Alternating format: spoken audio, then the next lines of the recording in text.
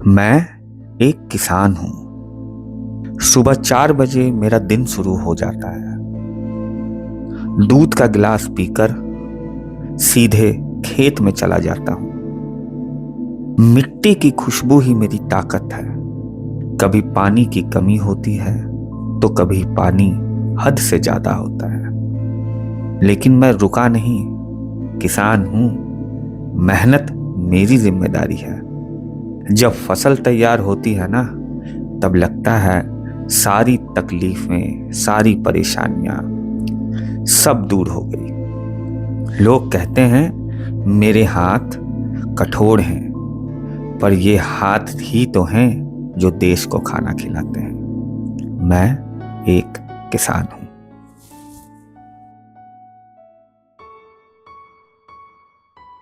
नमस्कार किसान भाइयों, मैं रॉबिन। कहानी एक किसान के तीसरे एपिसोड में आप सभी का स्वागत है। आज हम आए हैं हरियाणा के एक और गांव में। सर, आपका बहुत बहुत स्वागत है हमारे तीसरे एपिसोड में। धन्यवाद सर, आप अपना नाम और गांव का मेरा नाम गांव कमालपुर उड़ान है। मेरा नाम संजीव कुमार है। मेरी तहसील इंदरी है और डिस्ट्रिक्ट करनाल है। बताएं। सर, आपकी खेती किस तरह शुरू हुई और क्या जर्नी रही है आपकी? भैया मैं ये गेहूँ की खेती की है। अभी एक और देने की हो रही है। इसमें पानी देना है, खाद लगाएंगे और उसके बाद अपना दूसरा पानी 45 दिन के बाद लगाएंगे इसमें, और फिर ये तीसरा पानी लगेगा इसमें कोई करीब 2 महीने के बाद। तो आप कितने पीढ़ियों से खेती कर रहे हैं वैसे? मेरे ये 7वीं पीढ़ी है जो मैं खेती से लागू। जी। सर, जब खेती की शुरुआत आपने करी तो आपको किन किन समस्या का सामना करना पड़ा? सर ऐसा, जब खेती हमारे बुजुर्ग करते थे, जी। जब हमारे पास दवाई खाद की भी कमी थी, अब वैज्ञानिकों के हिसाब से हमारे पास खाद दवाई बहुत कुछ है। अब तो हमें सारी खेती ही इलेक्ट्रिशियन हो गई, ट्रैक्टरों के साधन हो गए, सब कुछ हो गया। इससे तो कोई प्रॉब्लम होती ही नहीं। कोई अगर कोई प्रॉब्लम होता है तो आप किसी डॉक्टर के साथ सहायता से अपना समस्या का हल कर लेते हैं। तो सर, आप खेती के लिए किन किन कृषि यंत्रों का उपयोग कर रहे हैं? यंत्र का जैसे ट्रैक्टर हो गया, टेलर हो गया, रोटावेटर हो गया, सुहागा हो गया, हैरो होगी, सुपर सीटर हो गया, ये सब हम खेती के लिए यूज करते हैं। पहले के समय में जब खेती किया करते थे और अब की खेती में क्या अंतर है? अरे पहले की खेती और अब की खेती में जमीन आसमान का फर्क है भैया।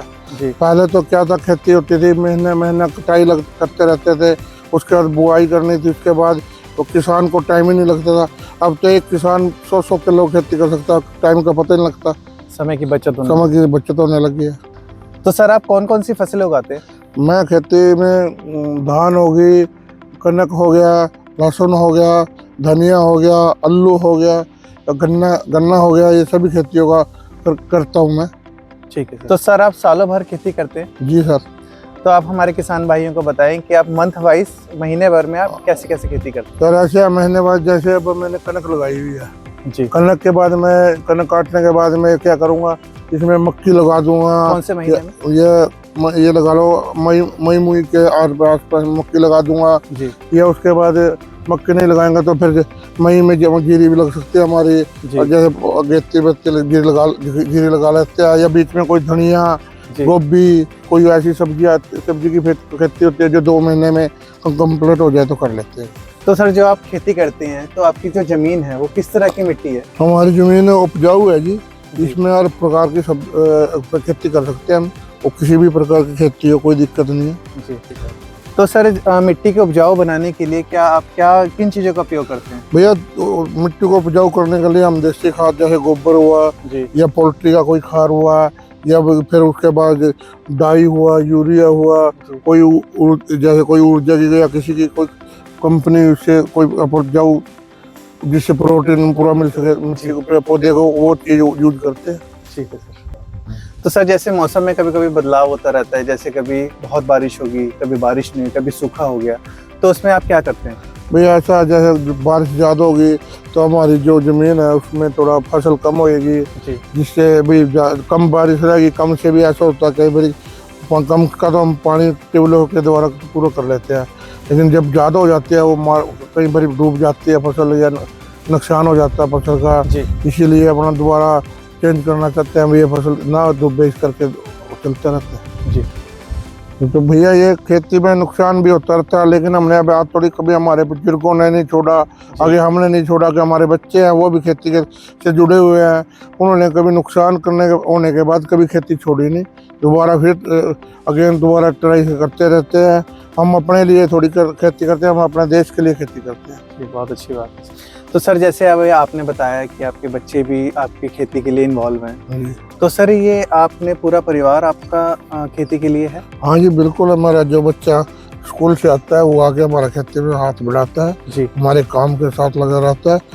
उस जैसे हम अपने पिताजी के साथ काम में हाथ बढ़ाते थे, आज हम अपना जिम्मेदारी कर रहे हैं, आगे हमारे बच्चे भी ऐसे करना शुरू करें। तो सर आपका बहुत बहुत धन्यवाद हो कि आप हमारे साथ जुड़े और आपने बहुत अच्छा इन्फॉर्मेशन हमें दिया। तो दोस्तों एपिसोड हम यहीं समाप्त करते हैं। चौथे एपिसोड के लिए आप हमारे साथ जुड़े रहें। तब तक के लिए आप सभी को धन्यवाद। धन्यवाद।